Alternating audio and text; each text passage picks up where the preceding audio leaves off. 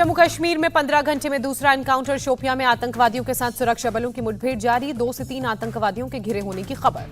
बुधवार को अवंतीपोरा के त्राल इलाके में भी हुआ था एनकाउंटर। 2 आतंकवादियों को किया था ढेर।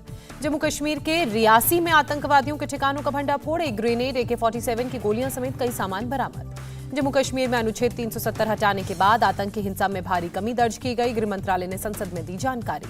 गृह मंत्रालय के मुताबिक अनुच्छेद 370 हटने के बाद 2000 से ज्यादा कश्मीरी पंडित घाटी में वापस लौटे। प्रधानमंत्री विकास पैकेज के तहत रोजगार मिला। प्रधानमंत्री मोदी से मिले एनसीपी चीफ शरद पवार। संजय राउत पर हुई ईडी एक्शन का मुद्दा उठाया।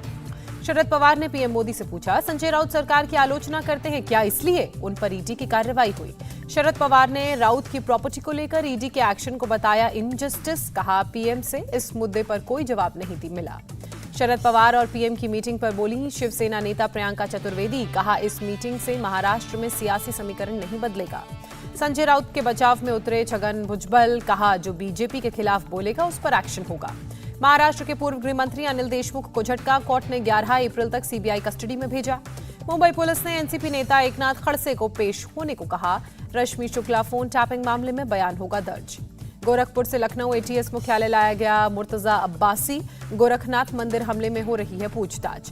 प्रशांत कुमार ने गोरखपुर मंदिर पर हुए हमले को बताया गंभीर। कहा, इसके पीछे है कोई साजिश। उत्तर प्रदेश के शामली में ऑपरेशन बुलडोजर जारी। सपा विधायक नाहिद हसन के 2 चाचाओं के अवैध निर्माण को हटाया गया।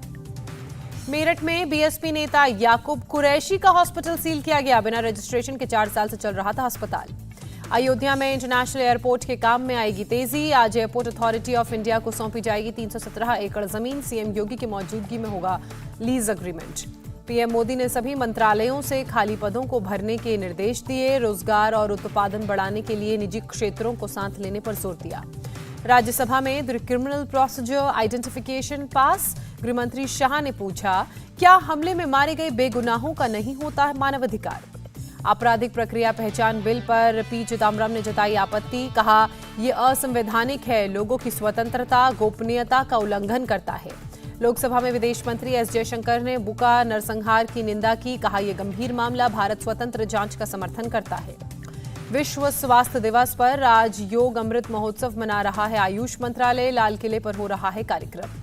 गुजरात में पुलिसकर्मी की पर गाड़ी चढ़ाने के आरोप में आप नेता युवराज सिंह जडेजा गिरफ्तार किए गए। वीडियो हुआ था वायरल।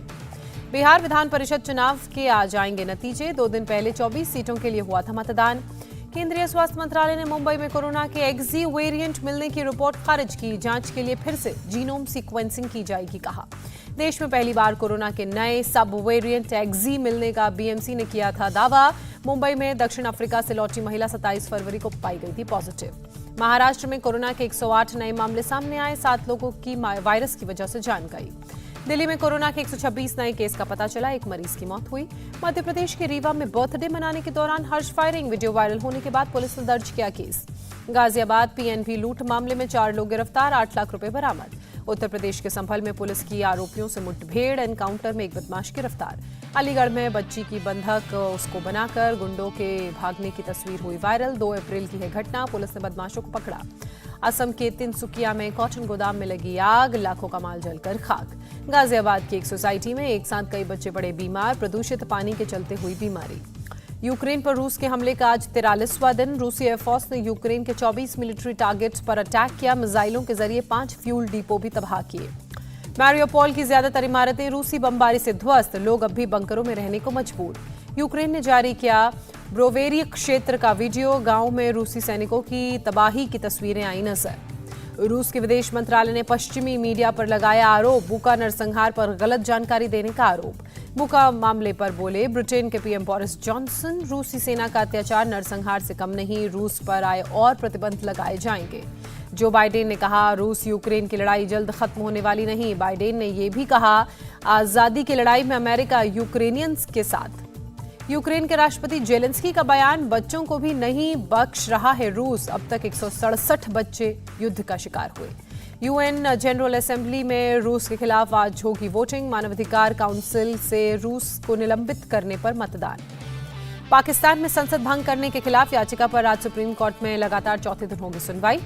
इंडिया टीवी पर पाकिस्तान के पूर्व मंत्री फवाद चौधरी का दावा, सुप्रीम कोर्ट का फैसला इमरान खान के हक में आएगा। कर्नाटक हिजाब विवाद में अलकायदा की एंट्री। अलकायदा सरगना अल जवाहिरी ने वीडियो जारी कर मुस्कान खान की तारीफ की। 9 मिनट के वीडियो में जवाहिरी ने मुस्कान की तारीफ में पढ़ी कविता।